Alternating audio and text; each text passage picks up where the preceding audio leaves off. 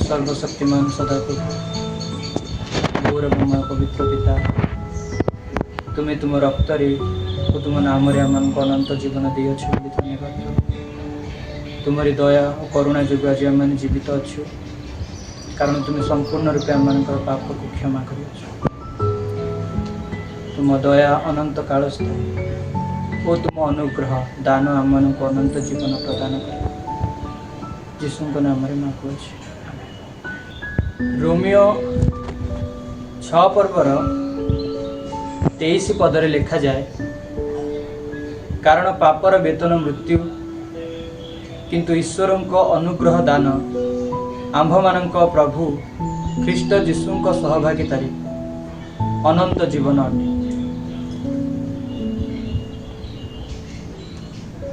जेपरि मनुष्य कर्म करे आउता कर्मर वेतन ताकू अर्थ मिली थाए बा टंका मिली थाए, ठीक सही परी पवित्र शास्त्र बाइबल आम शिखाए जो पाप आम मैंने करुछु से पापर वेतन होची मृत्यु।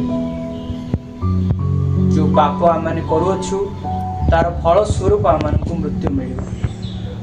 आ ईश्वर को शास्त्र असत्य नहीं, कारण से पवित्र शास्त्र जहाँ कहे ताहा वास्तव और सत्य। आउ जदि आम मनीष भावे भावु तेज पुनर्बार पवित्र शास्त्र आम कहे धार्मिक केही नाही, जणे हेले नाही। पुणी आमे माने समस्ते पाप करियछु और ईश्वर को गौरव रहित होइछु।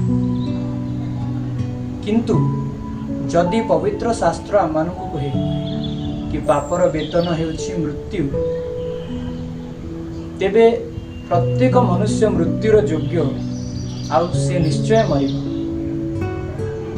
किंतु ईश्वर आम मानकु दया करि अछंती और ताहांक महा अनुग्रह आम मानकु देइ अछंती। सेथिपाई जीशु ख्रीष्ट जेतेबेले प्रचार आरंभ कले से कहले मन परिवर्तन कर, कारण ईश्वर को राज्य सन्निकट। पुणी सुसमाचार रे विश्वास कर।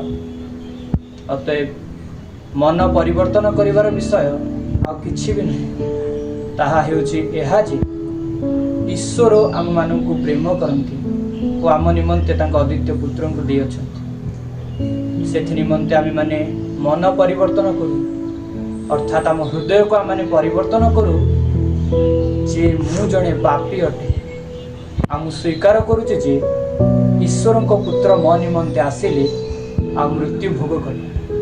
आ से जे जी उठिले तृतीय दिन रे से जे जी उठिले तद्वारा मु धार्मिक गणित है।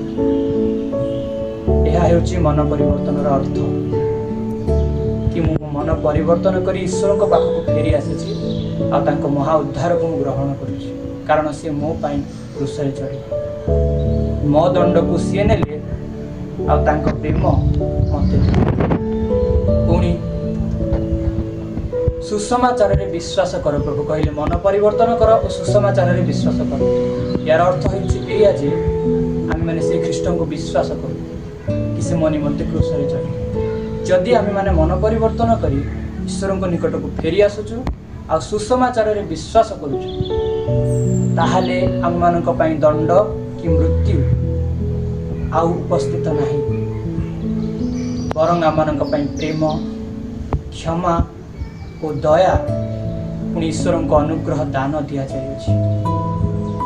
जदि आम जीशु पाखक आसु ताहले आम मैंने दंडर अधिकारी नुह किंतु प्रेमर अधिकारी पुणी ईश्वर उत्तराधिकारी। कारण जेते लोक तांको विश्वास कले जो मैंने भरोसा रखिले से ईश्वर को संतान होगा निमंते अधिकार थे।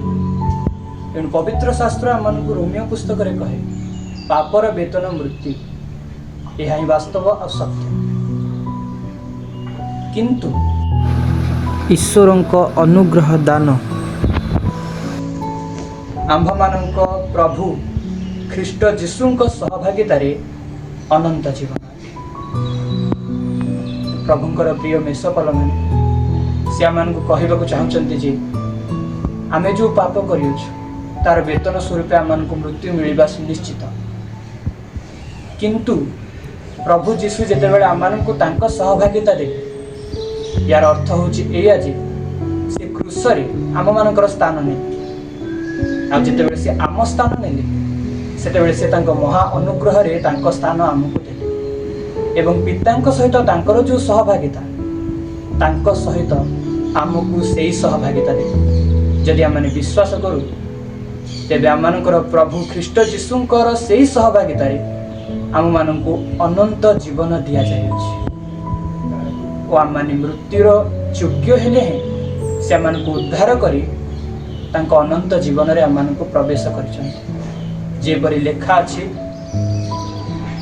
तुम्हें माने पूर्वे अंधकार स्वरूप थिलो किंतु जे आपणा महान अनुग्रह रे तुम माननको आलोक मध्य को स्थानांतर करियछंती ताहांको नाम धन्य है आमे माने अंधकार रे थिलु किंतु से आम माननको तांको महान आ आश्चर्य आलोक मध्य को आनी अछंती एहा हेउची सुसमाचार एहा हेउची शुभ संवाद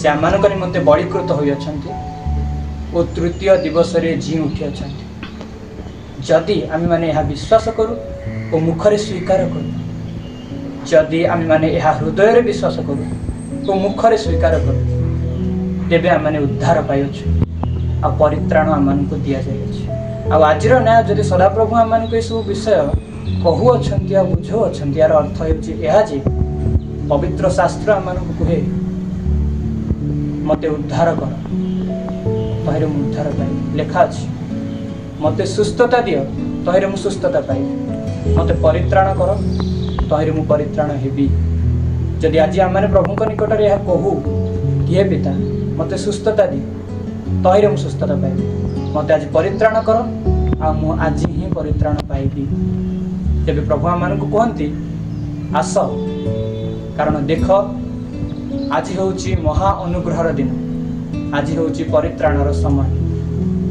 ईश्वर आम मानकु प्रेम करंती सेथि निमंते से आम मानक पई आपण अद्वितीय पुत्रंकु देले जेपरि आम माने तांकु ठारे विश्वास करू आ अनंत जीवन पाऊ प्रभु आम मानकु आशीर्वाद आमेन।